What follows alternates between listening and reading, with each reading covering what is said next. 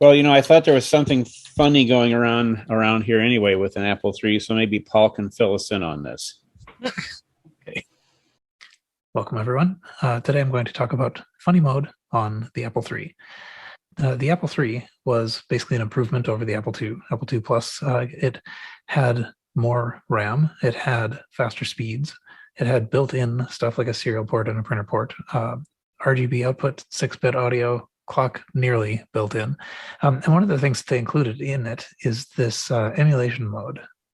What it did was it emulated Apple II Pluses circa 1980, 48K Apple II Plus. So we can maybe buy an Apple III and still have all that Apple II software available. So maybe I could write, cool Applesoft programs that could use the clock or use 256K of memory, except no. The main features of the Apple III are not available in emulation mode. You have 48K. Apple is mean. So let me talk a little bit about how the memory works, because of course, a 6502 can only see 64K at once, and the goal is to have more, right? The computer, they're trying to build more into this.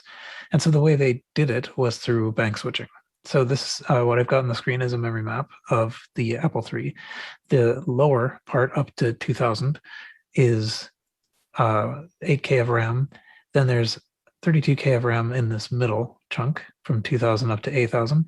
And then from 8000 to the end is another block of RAM.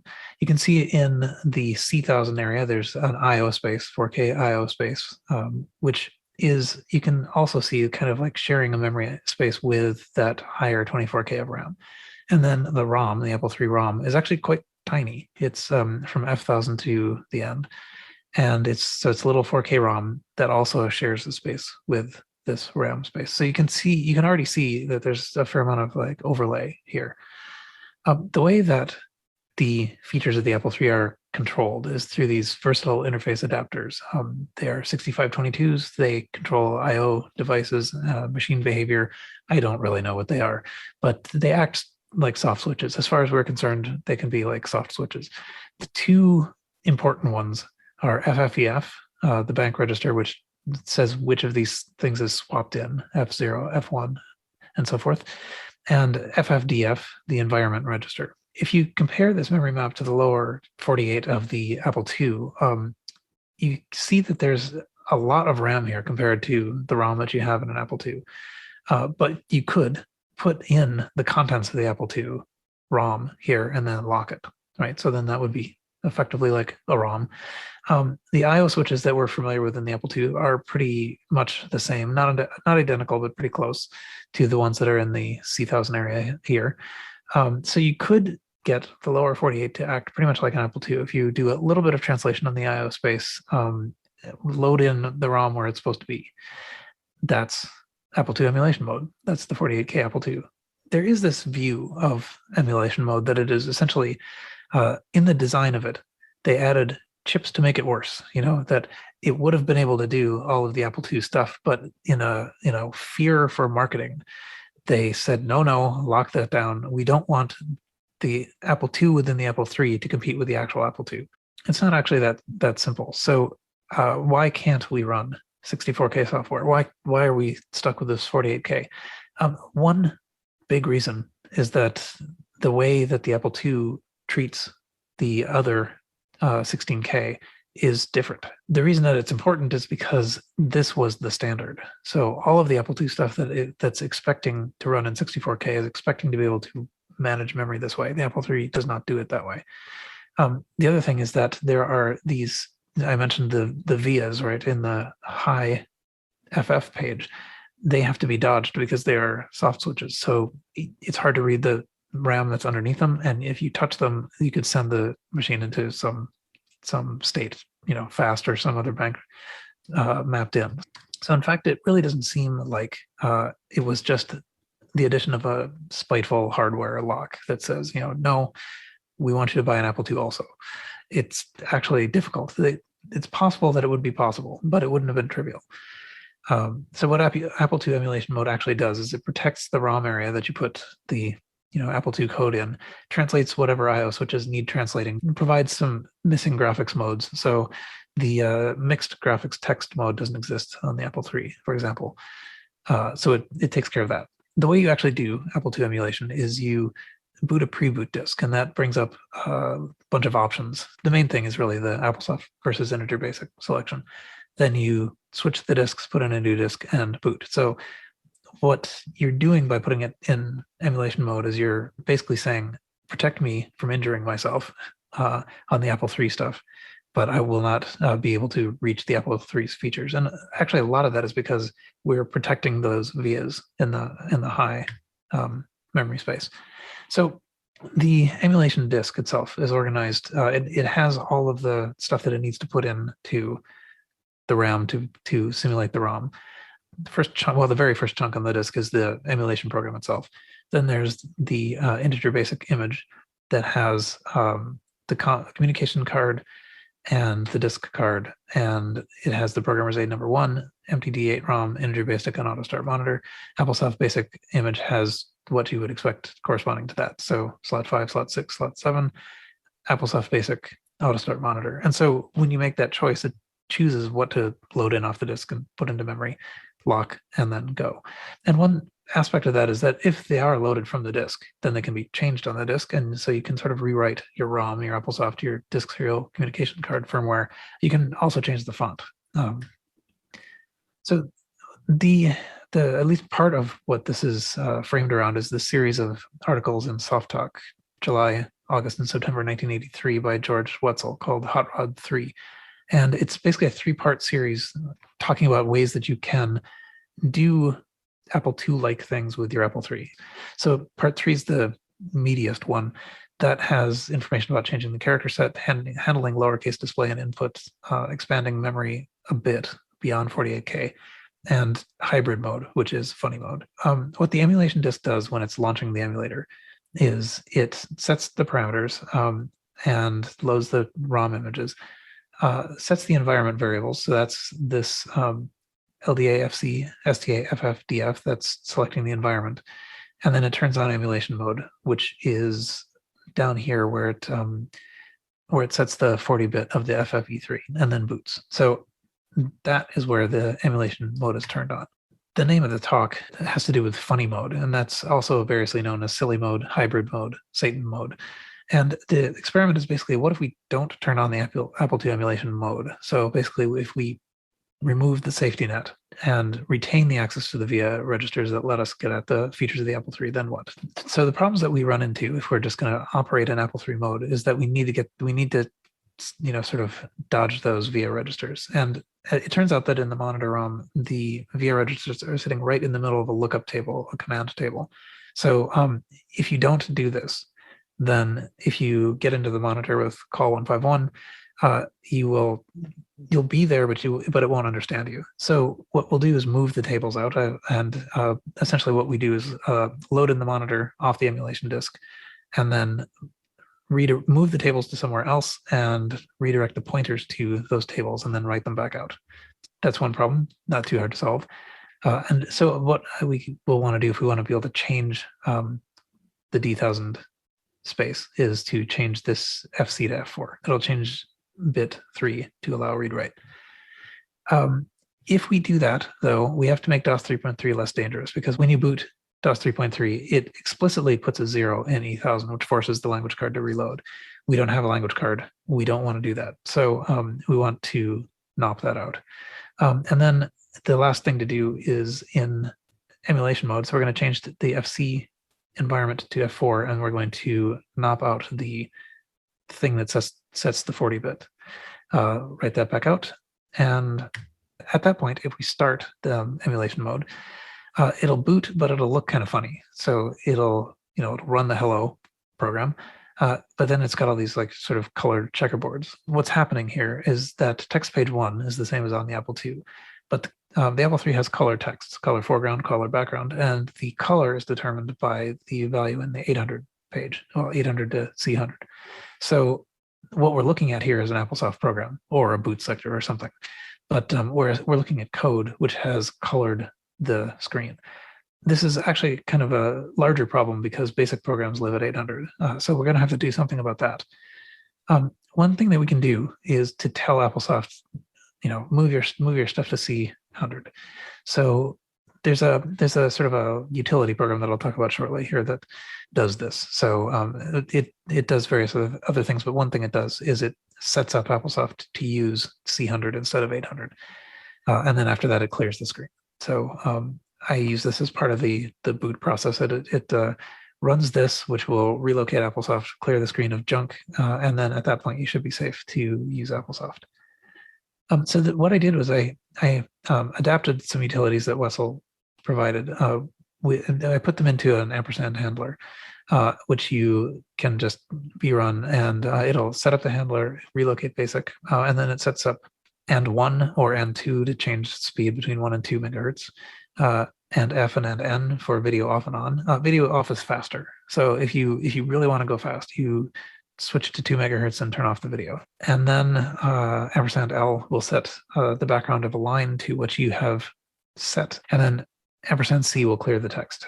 So it makes it white on black so that you don't see any patterns. Okay, so I tried a few things as proofs of concept as well on this, but so the sorts of things I have are listed here. So detecting shifted keys by looking at the keyboard flag that the Apple III has, the Apple II doesn't. So these are things that you can do extra in the Apple III, right? So you can speed up and slow down the processor, but you can't use the disk if it's running at 2 megahertz. So you have to pull it back down yourself to 1 megahertz if you're going to use that. I have booted up the emulation mode, and I will now put in the this safe DOS 3.3 disk. So that has the demos on it. Okay, so then return, it boots, looks like an Apple II. We get the funny checkerboard pattern. It's now installing the Ampersand manager and then moving basic. So now I can take a look at what's on my disk. You can, I think this was sort of interesting, I don't know. This is what this is doing is it's going to scroll text, but at the same time it's bouncing a ball that is sort of made of background characters. So they're operating on entirely 2 different planes. So the text is scrolling around, and the little background ball is bouncing. If I have a more sort of like involved version of this where you can sort of see a little better that the text is scrolling, and I've got some sort of like color bars spinning down, and so it's interesting because you can sort of operate these things independently, and actually it can also go faster. So that's what it looks like if it's going at 2 megahertz. And actually the other thing that's kind of interesting about this is that it's an overlay. I mean, those patterns stay no matter what's happening there. So so I can just list right through them. Some other things that you could do. There's a fairly extended bit on how to sort of handle lowercase, because the Apple III has lowercase, and the Apple II Plus doesn't know how to deal with it. So one question that you would have here when you look at this is, all right, well, now that I can run Apple II software on an unconstrained Apple III, can I just run Earhart like super fast? And the answer is nope. This isn't really a route to running just Apple II stuff on an Apple III for the most part, because it provides access to the Apple III hardware that doesn't work the same way as the Apple II hardware, and all the Apple II stuff was written for the Apple II hardware. I mean, it was Baroque on the Apple II also, but the thing is, it was a Baroqueness that everybody shared. It's not true on the Apple III. So the best option would be to rewrite Apple II things, maybe minimally. Maybe there's like little patches you can do to address the memory or graphics modes, but mostly it might actually be just interesting to write new things for the Apple III, but in the kind of like comfortable environment of the Apple II. So anyway, so that is silly mode.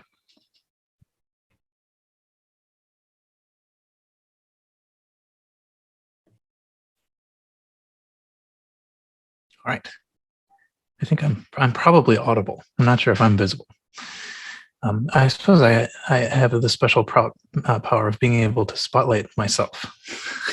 So anyway, yeah, I had to compress that video, as you could see, fairly extensively. So I have, oh, there's my Apple III actually even visible. But I did actually take a phone video of that demo running, and maybe I'll post that in the little channel. I don't probably have more than just like a minute or two for questions, because I did cram it kind of short. But if there are any things people wanted to ask me, I am here. And I'm looking a little bit at the chats. Sorry. I'm sorry. You've got until 10:30. Yeah, my guilt is kicking in a little bit about starting early, but. Hey, Paul, Martin is asking which emulator you were running in the demo. I was using MAME. MAME is the pretty much the main player in Apple III emulation at the moment. I think it's conceivable other people will catch up, but MAME is the one that's been really sort of sticking right to basically they fixed a memory addressing problem. I didn't even talk about that, but the way that the Apple III addresses memory is nearly insane, but it's quite cool. But anyway, the existing emulators couldn't do it quite properly, and Arby at MAME figured out how to do it and solved it, and has actually been really keeping up with it quite a bit since. So as I was making this, in fact, I found a bug with the Apple II emulation mode in MAME where it was supposed to protect those VIA spaces and didn't, and so the emulation mode didn't boot. And I found the problem, figured out what it was, told him about it, and it was fixed in like the space of 6 hours. So just astounding. So have you tried all these demos then on the real hardware, and they work virtually identically between MAME and the real hardware? Yeah. At least that scrolling the Hills 2 thing that I did, I ran that just because, in fact, it was running when I recorded the thing, but the screen was not visible. So, oh well.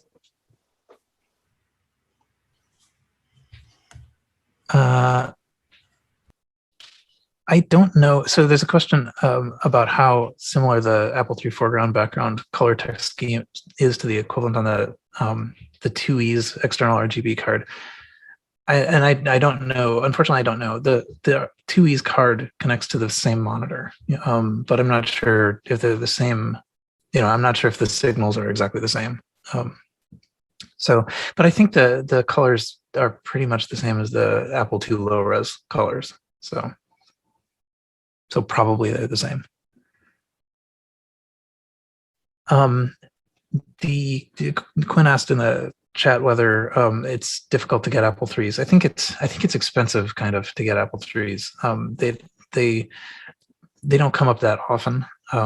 So emulation, the existence of emulation is very good for that, because it means that people can have access to this even without having to find an Apple III that works. And that works is not a trivial part either. But the color does require a particular monitor if you want it to look good. So the Apple Color Monitor 100 is the one that's designed for the Apple III, and that's hard to find. There are a couple of third-party monitors that do it too, but otherwise you can get color out of composite. I think I talked about that a little bit last year, but it's not RGB quality. Paul, did you have an Apple III at all when you were a kid or younger or something? I'm just kind of curious where your interest came from in the III. Oh, I didn't. No, I in fact, actually, I think a piece that I would have said but got cut out was that I still think of myself as kind of like a novice enthusiast. Like I'm not the expert. Many people probably who are listening to this know a lot more about like how the VIAs work and that kind of thing. But it's sort of intriguing to have this playground that seems like everybody passed it by. I mean, like there's interesting stuff to do, but it didn't last long enough. Developers didn't have information long enough to really write stuff. And then once they got that information, the project was canceled. So then there's no motivation to write stuff. Okay, let's see. Yes, Sark says that the Apple III isn't as hard to get running and keep running as people think, and that's fair. I mean, like it's almost sort of like a joke, like boo Atari or whatever. Like we say that in jest, but we don't actually hate Atari. And the Apple III's, I haven't had a lot of trouble with them, but I haven't. I think there are pieces of them that are hard to reproduce or hard to get again if you break yours. But okay, nobody liked my denial of hating Atari, but okay. Yes. Oh, yeah. Joe Strozneider mentioned in the chat that he said keyboard encoders, and I think what he means is keyboard encoders are things that commonly die. But also, it's worth mentioning. I don't think it was necessarily a planted plug, but Joe at Joe's Computer Museum does make replacements for keyboard encoders if yours fails. So I have none of mine have failed, so I haven't tried it out, but I have a couple in case. So. So yeah, if there are things that that fail, hopefully they can be replaced. But one thing that the Apple III had was on these on the board were these bus bars, which are very. I don't actually know exactly how they work, but they're very long, red, thin things connected by a few kind of like wire feet, and I think if you bend them, such that they break, you're in trouble, because I think they're hard to. That was a weird thing that was stuck on the board to try to like cram more stuff in a small space. Yeah. Okay. Anyway, I think I'm gonna. I'll cut it off here, but thanks everyone. All right. Well, thank you for that great explanation of doing what was not supposed to be possible to do.